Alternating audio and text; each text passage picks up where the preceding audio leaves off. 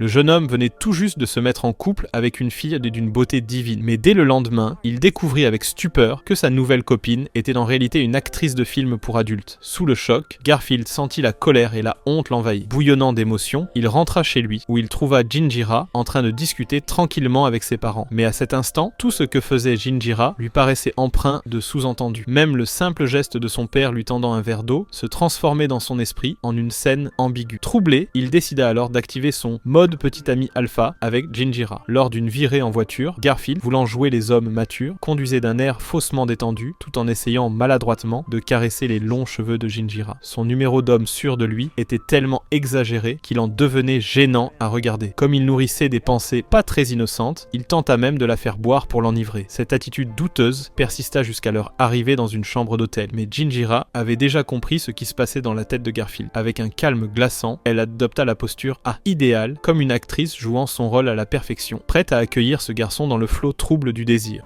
Why are you doing this? What? This. Isn't this what you want? To fuck a porn star in a cheap motel room?